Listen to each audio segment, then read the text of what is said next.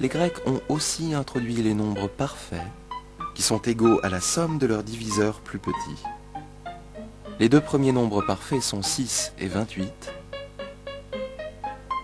Les deux suivants sont 496 et 8128.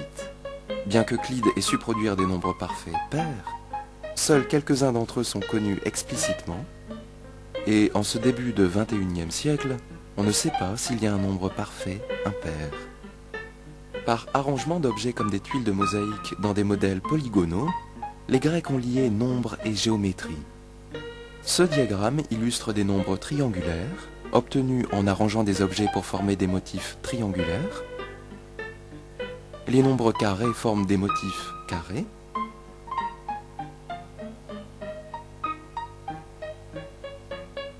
Voici les 5 premiers nombres pentagonaux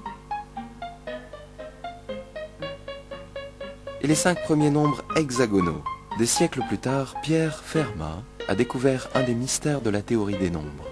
Chaque nombre entier positif, 30 par exemple, peut être écrit comme une somme d'au plus 3 nombres triangulaires, 4 carrés, 5 nombres pentagonaux, 6 nombres hexagonaux, et ainsi de suite indéfiniment.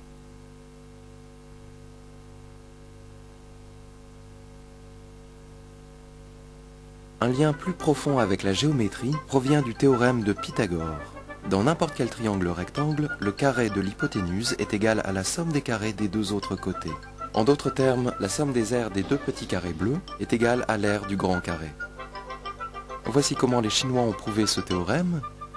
Faites 4 copies du triangle original. Gardez une copie comme référence. Faites glisser maintenant les triangles. Observez les régions bleues, et nous voyons que a carré plus b carré est toujours égal à c carré. Quand chacun des 3 côtés d'un triangle rectangle est un nombre entier, on dit qu'il forme un triplet pythagoricien. En voici un avec 3, 4 et 5. Un autre 5, 12 et 13. Un autre encore 8, 15 et 17. Et il y en a infiniment plus. Les triplets pythagoriciens étaient connus longtemps avant l'époque de Pythagore. Cette tablette d'argile babylonienne écrite autour de 1700 avant notre ère contient 15 exemples de triplets pythagoriciens, certains des nombres étant très grands. Personne ne sait pourquoi les Babyloniens se sont intéressés à ces triplets, et autant qu'on puisse le dire, ils ne connaissaient pas la forme générale du théorème de Pythagore. Le théorème de Pythagore apparaît dans les éléments d'Euclide, à la proposition 47 du livre 1. Cette figure arabe montre la preuve d'Euclide. Elle peut être clarifiée avec une animation informatique. Tracez une perpendiculaire de l'angle droit à l'hypoténuse et prolongez-la pour diviser le grand carré en 2 rectangles. L'idée d'Euclide était de prouver que ce carré et ce rectangle ont des aires égales, et que ce carré et ce rectangle ont aussi des aires égales. Et voici pourquoi. Tous les parallélogrammes de même base et de même hauteur ont des aires égales. Donc tous ces parallélogrammes ont des aires égales. Ainsi que ceci. Et c'est tout ce qu'il nous faut. Ainsi nous voyons que le carré de l'hypoténuse est égal à la somme des carrés des côtés. Toujours pas convaincu? Faites une copie du petit carré au milieu du grand. Coupez le long des côtés jusqu'au bord du grand. Et réarrangez les morceaux. Toutes les pièces du grand carré s'adaptent exactement à l'intérieur des 2 autres carrés.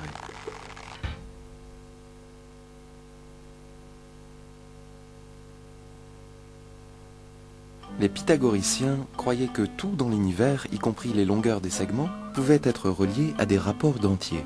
Cette croyance a été bouleversée quand ils ont calculé la diagonale d'un carré de côté 1. Dans ce triangle rectangle isocèle, chaque côté est de longueur 1. Ainsi, d'après le théorème de Pythagore, l'hypoténuse a pour longueur la racine carrée de 2. Les pythagoriciens ont été choqués d'apprendre que la racine carrée de 2 n'est pas un rapport de 2 nombres entiers. Et voici pourquoi. Si la racine carrée de 2 est un tel rapport, alors un certain multiple entier de racine de 2 est un nombre entier. Prenez ce triangle rectangle isocèle et dilatez-le par les facteurs entiers 2, 3, 4 et ainsi de suite, jusqu'à ce que vous arriviez au plus petit triangle possible avec pour hypoténuse un nombre entier. Nous allons maintenant en trouver un plus petit avec la même propriété et voici comment. Tracez cet arc. Cette distance est un nombre entier et celle-ci aussi.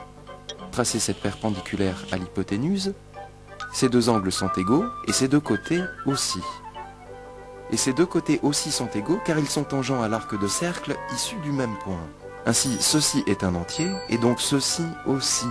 Nous avons maintenant un triangle rectangle isocèle dont les longueurs de chaque côté sont des nombres entiers plus petits que le plus petit possible, ce qui est absurde. Ainsi, supposer que la racine carrée de 2 est rationnelle nous conduit à une contradiction manifeste. Par conséquent, la racine carrée de 2 est irrationnelle. Les pythagoriciens essayèrent de tenir secrète cette découverte. Selon la légende, le premier membre de leur culte, l'ayant rendu public, fut jeté à la mer. Les pythagoriciens n'arrivaient pas à accepter que la racine carrée de 2 fût un nombre, mais personne ne pouvait nier que c'était la diagonale d'un carré. Certains des problèmes logiques créés par la découverte des nombres irrationnels ont été résolus par une théorie ingénieuse des proportions, décrite dans le livre 5 des éléments d'Euclide. 22 siècles plus tard, ce livre de Hilbert revisite les bases de la géométrie et inaugure une nouvelle ère des mathématiques abstraites. Hilbert a montré que le théorème de Pythagore, qui a précipité le conflit antique entre l'arithmétique et la géométrie, joue également un rôle clé dans sa résolution. Ainsi, le théorème de Pythagore pour les triangles rectangles est un repère important dans l'histoire des mathématiques. Tournons-nous maintenant vers un autre repère clé de celle-ci, qui a à voir avec les cercles. La circonférence de n'importe quel cercle vaut un peu plus de 3 fois son diamètre. Le rapport de la circonférence sur le diamètre est le même pour tous les cercles. Le rapport exact est une constante fondamentale de la nature, notée par la lettre grecque pi. L'aire d'un disque circulaire est un certain nombre de fois le carré de son rayon. Ce facteur est une autre constante fondamentale de la nature. Surprise, c'est le même nombre, pi. Pour voir pourquoi ceci est vrai, déroulez la moitié de la circonférence comme repère, divisez le disque en un nombre pair de tranches égales et réarrangez-les pour former une sorte de parallélogramme de même aire que le disque.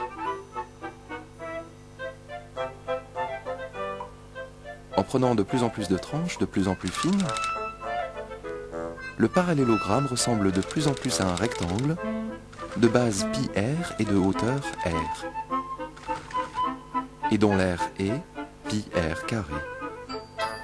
Cette découverte profonde a été faite par Archimède, le plus grand mathématicien de l'Antiquité. Voici une autre méthode. Divisez le disque en anneaux concentriques, déroulez-les et empilez-les ainsi.